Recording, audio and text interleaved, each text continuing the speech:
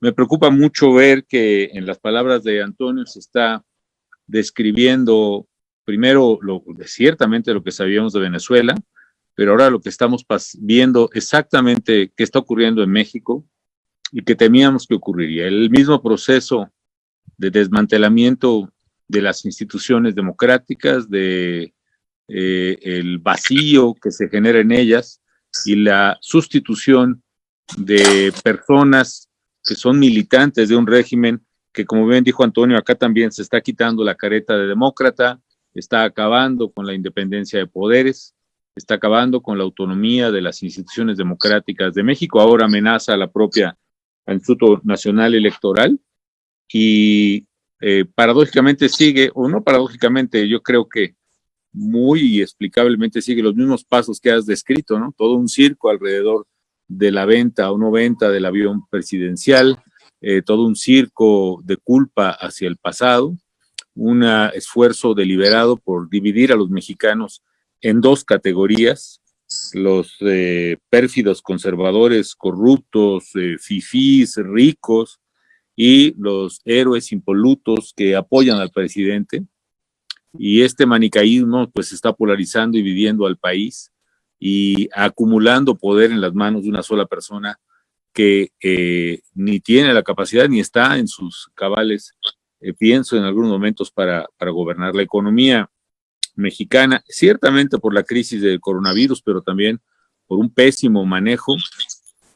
de parte del gobierno. Ha caído en el último trimestre, es decir, el segundo trimestre del año, 20%, es decir, es una economía a pique que cae aceleradamente. Se han perdido 12 millones de empleos en 4 meses y México pasará a ser, dentro de un par de días, el país con el tercer mayor número de fallecidos formal y oficialmente registrados a causa del COVID.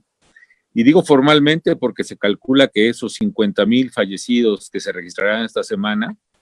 de acuerdo con los varios cálculos científicos que se han hecho, midiendo, por ejemplo, el exceso de defunciones por encima del promedio de los últimos 4 años, habrá que multiplicar esa cifra por 3 al menos, si no es que 3.8, como mencionan algunos. Es decir, estamos hablando de quizás 150,000 fallecidos en un pésimo manejo sanitario y económico de la pandemia. La parte de seguridad de México está sin control,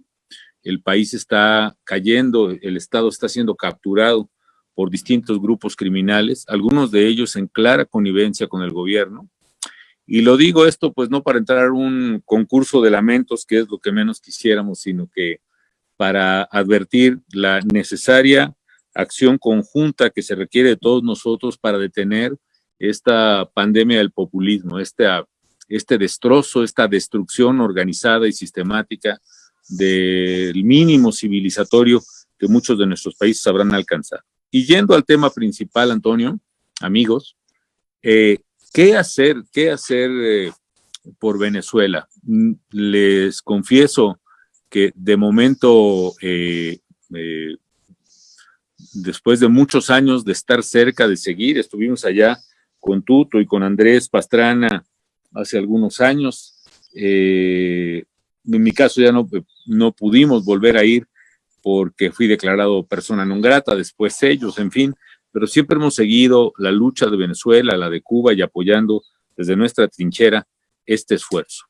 Yo creo que primero no hay que cejar, yo creo que es muy importante llamar una y otra vez a la colaboración y a la solidaridad internacional, y esa consistencia, esa insistencia que realiza Antonio, ese equipo, muchos otros venezolanas y venezolanos de otros equipos políticos, es vital para nosotros, para recordarnos este deber moral, este deber de conciencia, de no dar un paso atrás ni cejar un minuto en la solidaridad con Venezuela hasta lograr la libertad, la democracia por la que luchan muchos venezolanos. En ese marco de la solidaridad internacional,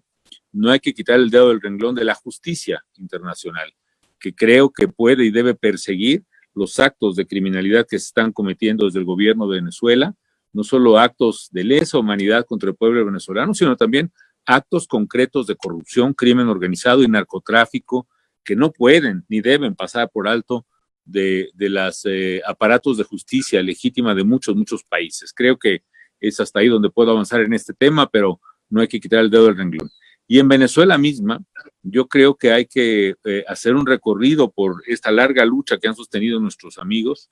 y revisar qué han sido los momentos más valiosos y qué posibilidades hay de reorganizar, reunificar a la oposición y encaminar qué tanto vale la pena recorrer las vías democráticas, las que queden. Sé que las elecciones son cada vez más simuladas. ¿Qué tanto puede funcionar eso? Yo creo que lo que quede, hay que hacer un recuento de lo que puede hacerse y que pueda tener cierta eficacia. Puede otra vez hacerse una convocatoria masiva a la calle, como la que se ha hecho varias veces en Venezuela, en Caracas fundamentalmente, con un saldo de movilización impresionante en el mundo, también un saldo de muertos y también una porción también de frustración y de pérdida de energía. Me da la impresión que habrá que revisar. Es decir, creo que si algo podemos contribuir, Antonio, y paro aquí mi intervención en este momento, es por ver qué podemos hacer desde fuera y desde dentro de Venezuela. ¿Qué ha funcionado y qué no ha funcionado? ¿Cuáles son los puntos fuertes y los puntos débiles del gobierno dictatorial de Maduro y secuaces? ¿Y cuáles son los puntos débiles y fuertes de quienes aspiramos a ver al bravo pueblo recuperando su libertad, su dignidad, su vida democrática y la justicia que anhela? Hasta aquí dejo mi intervención. Patricia, Ricardo. Celebro el que ustedes organicen este tipo de charlas que la tecnología nos permite y las circunstancias nos obligan. Creo que eso nos va a ayudar muchísimo a intercambiar puntos de vista, ideas, a entendernos primero y a organizarnos después, porque ahí está la clave para no solo resolver la cuestión cubana, sacar a Maduro, restablecer la democracia en Venezuela, sino paralelamente a eso, detener el avance del populismo autoritario que está avanzando aceleradamente en una buena parte del continente latinoamericano. Está avanzando en todo el mundo, pero la peculiaridad latinoamericana es terriblemente cruel, primitiva, insensata, y tiene en Venezuela el ejemplo que a toda costa debemos de evitar. Lo segundo, yo me atrevería a sugerir a Antonio Ledesma y a otros amigos queridísimos venezolanos que además de estos foros encontráramos la manera de dialogar entre nosotros para ser terriblemente fríos y pragmáticos en la estrategia que hay que desarrollar.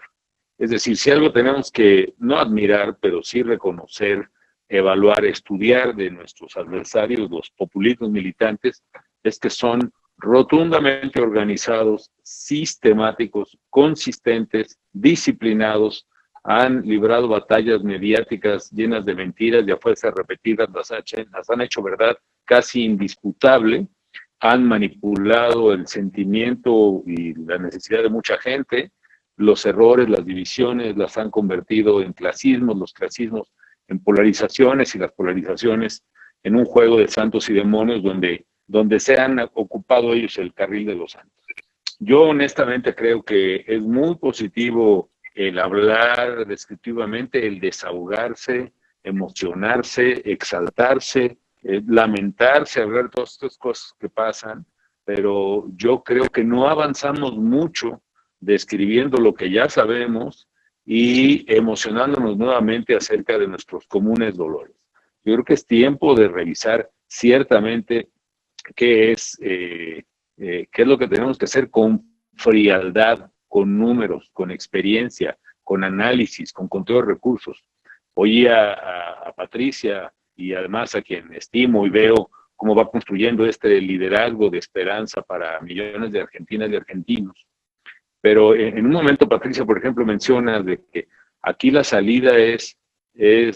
prácticamente la insurrección, el derecho consagrado en la Constitución americana y en otras, pues prácticamente de levantarse en armas o rebelarse contra el dictador, y sí lo es constitucionalmente. Y por supuesto que a mí me emociona y me exalta después de décadas de luchar contra la dictablanda, la dictadura perfecta mexicana, el autoritarismo del PRI de los 70, los 60, los 80. Pero bueno, aquí entre nos honestamente, esa es la vía para Venezuela, se puede armar, hay posibilidades de que prospere, Si hay posibilidades, ¿cómo se va a hacer? Y si no, cuidado, porque entonces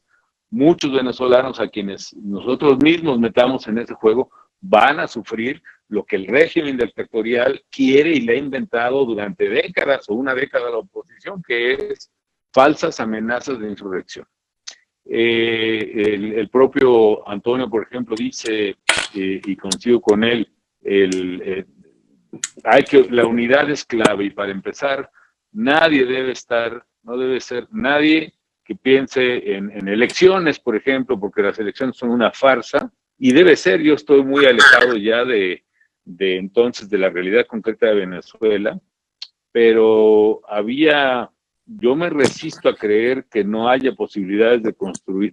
es decir, entiendo perfectamente, y porque lo he vivido, lo que es un régimen electoral fraudulento, lo ineficaz que es, pero yo me resisto a creer, como demócrata, que esa vía la tengamos que descartar a priori cualesquiera que sean las circunstancias.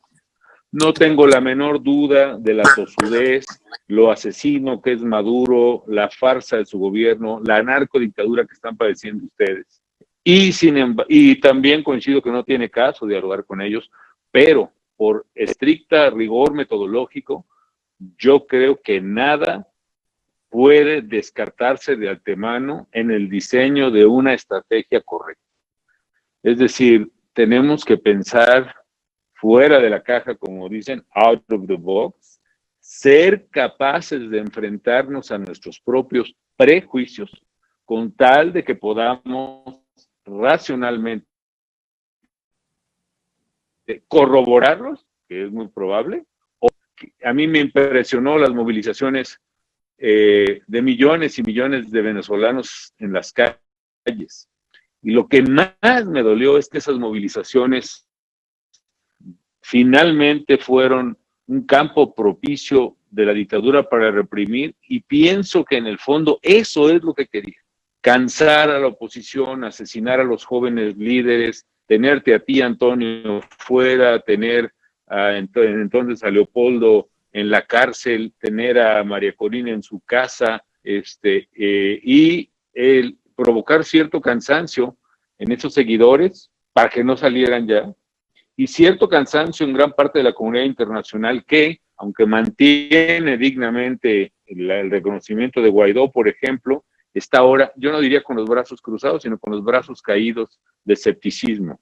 Yo creo, y coincido en eso, hay que movilizarse por aire, mar y tierra, lo que Carlos Castillo Peraza, en paz descanse, llamaba una estrategia de política total. Hay que luchar por todas las vías, pero esas vías tienen que incluir la movilización, la participación pública, el diálogo, el llamado a la solidaridad internacional,